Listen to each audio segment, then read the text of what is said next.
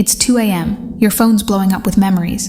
5 years of inside jokes. Lazy Sunday mornings tangled in sheets that still smell like his cologne. Promises whispered under starry skies that you swore would last forever. And then, nothing. No goodbye. No fight, just silence. A ghost in your bed, your life, your heart. I was that woman. 5 years with the man I thought was my forever, and he vanished like smoke. Blocked on every app, every call going straight to voicemail that mocked me with its empty ring. My world shattered, but in the ashes of that betrayal, I clawed for control. I hacked in, just to understand why. What I found? A Pandora's box of lies so rotten, it poisoned everything he touched. And when my hack backfired, it didn't just expose him. It nuked his entire existence to the world. Stick around because this isn't just revenge. It's the kind of justice that hits like a freight train. And trust me, by the end, you'll be cheering. If you've ever stared at a silent screen, heart pounding with that gut-wrenching mix of rage and heartbreak, wondering how someone could just erase you after building a life together, yeah, this one's for you. Hit that like button if justice gets your blood pumping. Smash subscribe for more raw, real revenge tales that remind us the comeback is always stronger. Let's dive in. Let me take you back to the beginning. Not the fairy tale version I sold myself, but the real one. The one that started with butterflies and ended in a storm. My name's Alex, and 3 years ago, when this nightmare kicked off, I was 28, fresh out of a dead-end marketing gig in Seattle, chasing that elusive, adulting dream in a tiny studio apartment that overlooked the Puget Sound. Rain pattered against the windows like a constant, moody soundtrack, and honestly, it matched my vibe back then. Hopeful, but always a little drenched in doubt. That's where I met him. Jordan. God, even saying his name now tastes like ash on my tongue. We bumped into each other at a dive bar off Pike Place, the kind with sticky floors and neon signs flickering like they were on their last breath. He was nursing a whiskey neat, sleeves rolled up on a button-down that screamed, "Tech bro trying too hard," his dark hair tousled just right, that easy smile crinkling the corners of his hazel eyes. "You look like you could use a story," he said, sliding onto the stool next to mine, his knee brushing mine in a way that sent sparks up my spine. I laughed, a real one, the kind I hadn't mustered in months, and spilled about my latest job flop. He listened, really listened, leaned in, chin propped on his fist, like I was the only storm in Seattle worth weathering. By closing time, we were trading numbers, and by week's end, he was crashing on my couch after a late-night coding session. Jordan was a software engineer at some upstart fintech firm downtown, the golden boy type, always buzzing about algorithms and blockchain like they were poetry. "You're brilliant," I'd tell him, tracing the veins on his forearms as we lay in the dark, the city lights bleeding through the blinds in golden slivers. He'd chuckle, low and warm, pulling me closer. "Nah, you're the spark, Alex. I just build the fires." 5 years. That's what we carved out. We upgraded to a loft in Capitol Hill. Exposed brick walls, a kitchen island scarred from too many midnight pancake battles, his gaming setup dominating one corner like a throne. Mornings were coffee steam curling between us, his lips brushing my temple as he murmured, "Love you more today." Weekends? Hikes up to Rattlesnake Ledge, where the wind whipped our hair, and he'd carve our initials into a tree trunk, whispering, "This is us." Etched in. Friends envied us. The couple goals, the ones who finished each other's sentences, who knew the exact shade of vulnerability in the other's eyes after a bad day. My mom called him the keeper, and hell, I believed it. I poured everything in. The late nights supporting his side hustles, the savings I dipped into for his birthday surprise trip to Portland, the way I'd bite my tongue during his work rants because holding him felt like holding my future. But cracks. They were there if I dared to look, little fissures, like the way his phone would buzz under pillows during movie nights, screen lighting up with notifications he'd silence too quickly. "Just work," he'd say, that smile flashing like a shield. Or the weekends he'd vanish for guys' trips that left him smelling faintly of unfamiliar perfume, citrusy, sharp, nothing like my vanilla body wash.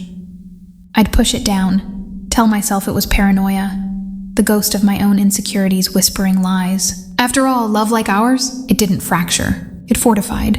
Until July 14th, a Tuesday. Unremarkable, except for the way the air hung heavy, like the city itself was holding its breath.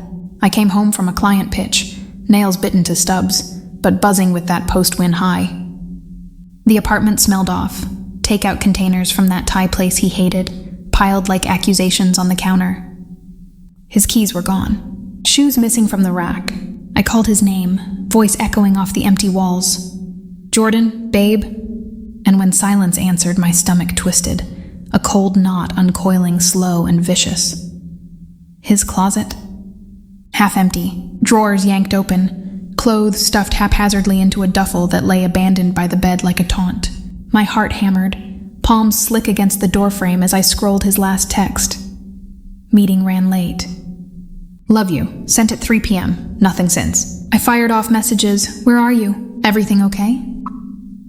Watched the blue bubbles stack up, undelivered. Calls rang out to eternity. Voicemail a black hole swallowing my pleas. By midnight, panic clawed up my throat, hot and ragged. I paced the loft, floorboards creaking under my bare feet. The rain now a relentless drum against the windows, mirroring the storm in my chest. He's hurt. In an accident. Something's wrong. That's what I told my best friend Lena when she showed up with wine and worry lines etched deep. We scoured socials, his Instagram frozen on a shirtless hike from last month, my tags still up, hearts from mutuals piling like pity. No stories, no check-ins. Dawn broke gray and unforgiving. Still nothing. I called his work. Out sick, they said, voice clipped. His mom? Radio silence. She lived in Portland, always a soft touch. But her phone went straight to voicemail too. By day 3, the knot in my gut had festered into something sharper. Betrayal. Friends trickled in. Lena with takeout. My brother Mark cracking dark jokes to pierce the fog. But their words bounced off me like rain on glass. I curled on the couch, knees to chest, the fabric rough against my cheek, inhaling the faint trace of his scent that lingered like a cruel joke. How do you disappear from someone? From us? My mind replayed every fight, every offhand comment. Was I too much? Not enough? Did I miss the signs? Sleep came in fits. Dreams of him walking away down endless alleys, his back a shrinking shadow. Week 2 hit like a sledgehammer. A mutual friend, awkward, shifting on his feet in my doorway, dropped the bomb. Saw him last night, at that rooftop bar in Belltown, with someone. The words landed like punches, each one stealing breath. With someone, not hurt, not gone, just gone. I slammed the door, vision blurring, fists clenched until nails bit crescents into my palms. Rage bubbled up then, hot and unfamiliar, chasing out the numbness. I tore through the apartment, rifling drawers for clues, finding crumpled receipts from hotels I didn't know, a lipstick stain on a collar that wasn't mine blooming like blood on white cotton.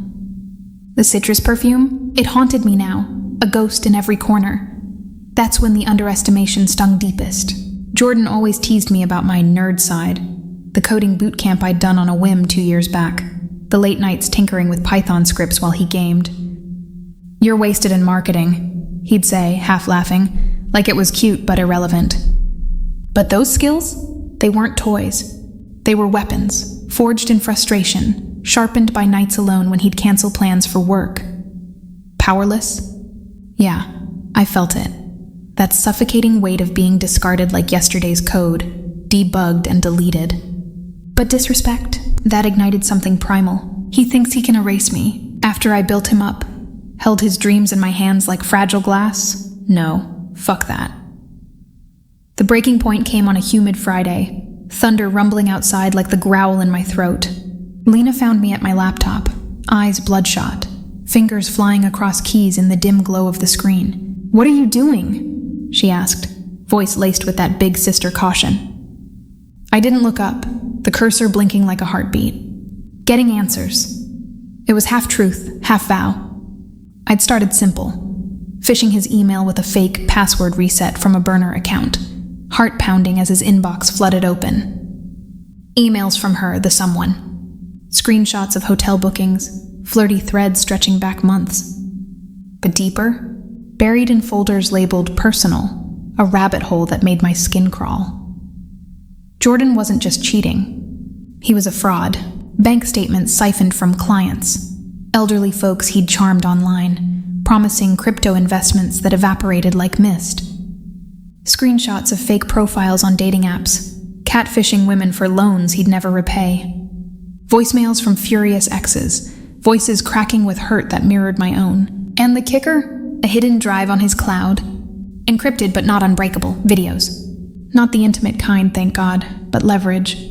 Recorded calls where he gaslit Marks into silence, his voice smooth as silk, eyes gleaming with that same disarming charm he'd used on me.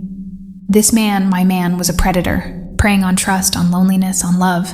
Bile rose in my throat, salty and sharp as I leaned back, chair scraping against hardwood.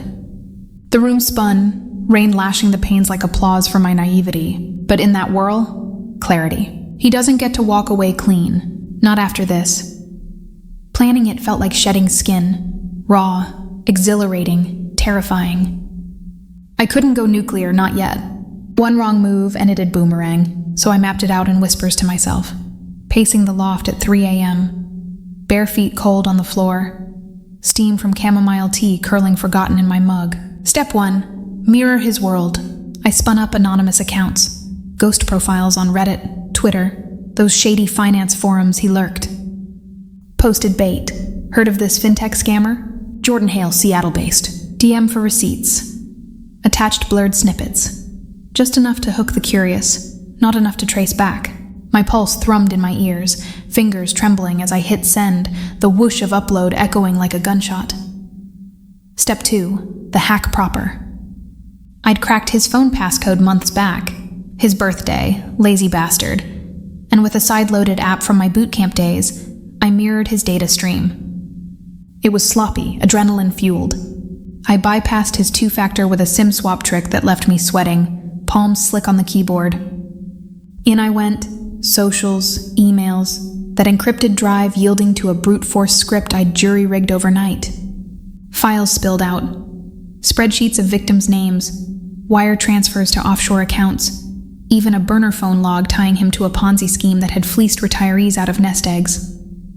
Each revelation landed like a brick on my chest, compressing air, but I pushed through, breath shallow, eyes burning from the screen's glare. For them, for me, for every lie he breathed. Execution night, a Saturday, city alive with distant bass thumps from bars below. I sat cross-legged on the bed, laptop balanced on knees, the sheets still faintly indented where he'd last lain. Hard a war drum, I scripted an auto-post. Timed dumps to his own profiles. Twitter first, a thread unraveling his empire. Hey world, meet the real Jordan Hale, scammer, cheater, thief. Attached, unredacted docs, victim testimonials I'd anonymously sourced from those forums. Videos time-stamped and irrefutable. I hovered over schedule, throat tight, a whisper escaping. This is for the woman he ghosted. The one staring back from the mirror. Click. At first, crickets. I refreshed obsessively, nails digging into palms, the weight a slow poison. Then ping. Notifications erupted like fireworks gone wrong. Retweets snowballed, comments a frenzy. WTF, is this real? Holy shit, that's my ex! His mentions flooded with outrage, screenshots circling like vultures. By dawn, news aggregators picked it up. Local blogs, then national. Tech darling exposed in massive fraud leak. But here's where it backfired. Badly. I'd overlooked his auto backup, a cloud sync that mirrored my IP in the metadata. Dumb, rookie panic. His phone lit up with alerts, and in a frenzy he traced it. Not to me, not fully, but enough to spin a counter-narrative. Hacked! Victims of a smear campaign! He posted from a VPN, voice memos attached, feigning victimhood with that polished tremor. For a hot minute, doubt crept in.